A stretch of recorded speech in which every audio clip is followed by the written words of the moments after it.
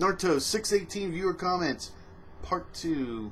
We're going to have Michael Aesnius go ahead and start us off. I believe that this whole thing has been planned already by Orochimaru.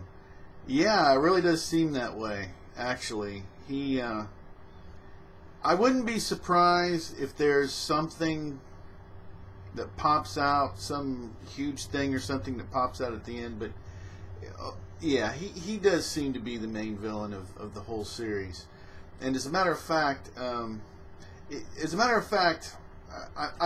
think that I'll just throw this out here real quick. Try to. I think that this series was supposed to be much shorter, and because if you've noticed, the first few seasons seemed pretty tight, and then after that it got kind of crazy. And what I think happened, this is my theory, is Kishimoto saw this thing was going well, and he had it planned out for, say, I don't know, a lot short, less chapters than we have now, and he saw, wow, I'm going to stretch this out because this is actually going really well, and I think that's what happened, and that's why things have been kind of uneven and crazy. I think, like I say, the whole thing with Obito and Kakashi, I think that was just completely concocted, and that's the reason it doesn't make a whole lot of sense.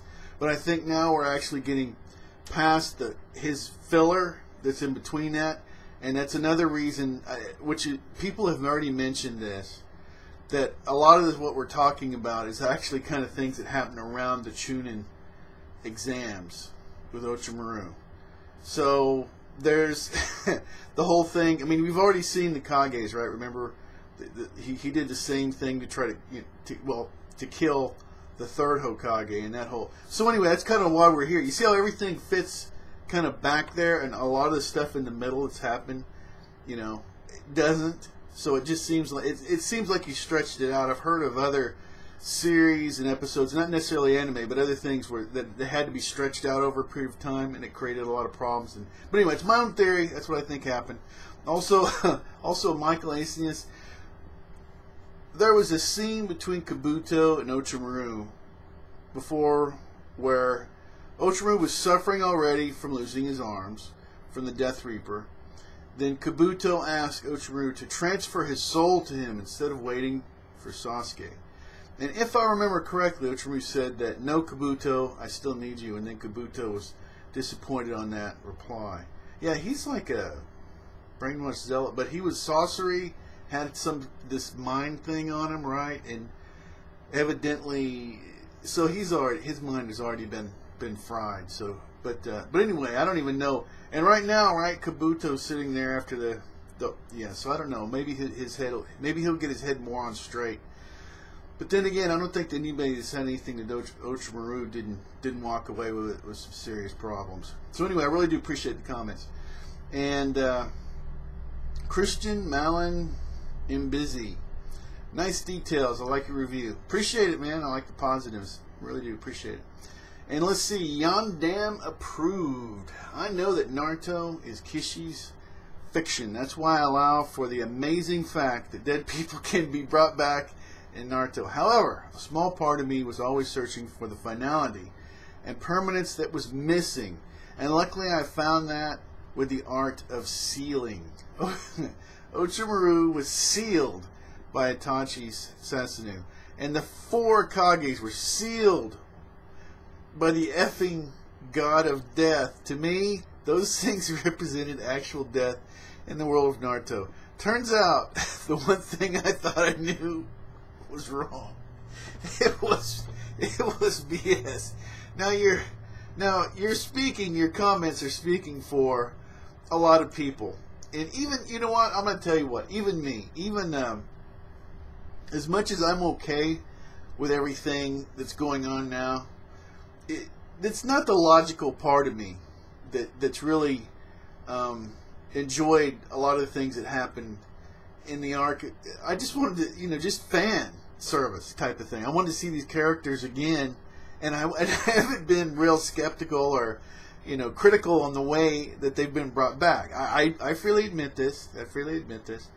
So, but what you're saying, I can't dispute it, because without death or sealing, some way to actually make us remorseful when characters die or afraid for them if they're going to be gone, then then what is there, right? It's just it's fairy tale. So I mean, I like fairy tale. That's not a critical, but that's just the way things work over there, and I like that over there.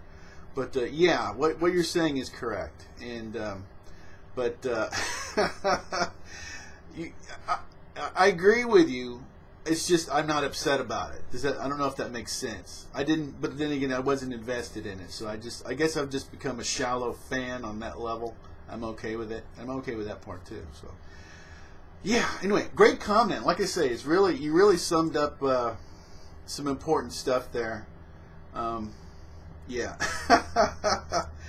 Okay, really do. Yondem approve. Really do appreciate the comment. DT Ninja 831. Yeah, I agree with you. The forbidden jutsu seem to be too overpowered, and it's just crazy at times. But yeah, it's a story though. Kishi's always surprised us with more BS that we can't even begin to comprehend, and yet we're still fascinated.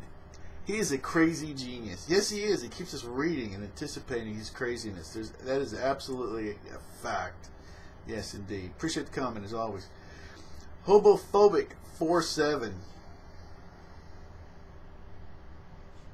How's Sasuke gonna respond when he finds out the fourth is Naruto's father? See, that's another thing. That's a fair amount of people have commented on that. Is what happens when these Kages start? Okay, here they know everything.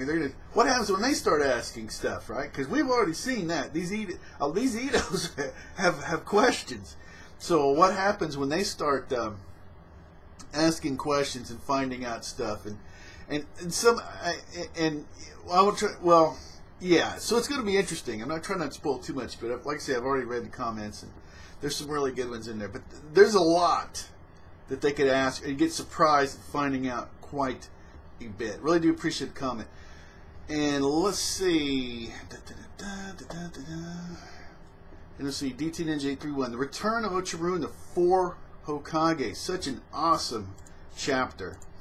Kishimoto delivered on all levels this week. So excited for the next. The chapter was brilliant because the pacing of the story was done very well. Also, Kishi leaves us wanting more at the time we get to see the four legends at the end. Can't wait to see Hashirama fight Madara or even their flashbacks, because after seeing, yeah, it's all good. Even flashbacks people are going to be happy with. Their fight in Generations, I was excited. The battle looks to be one of epic proportions. That was awesome. Really do appreciate it. As a matter of fact, I'm going to go ahead and let that close out part 2. Hope to meet whenever you're ready. Part 3 will be available. See you there.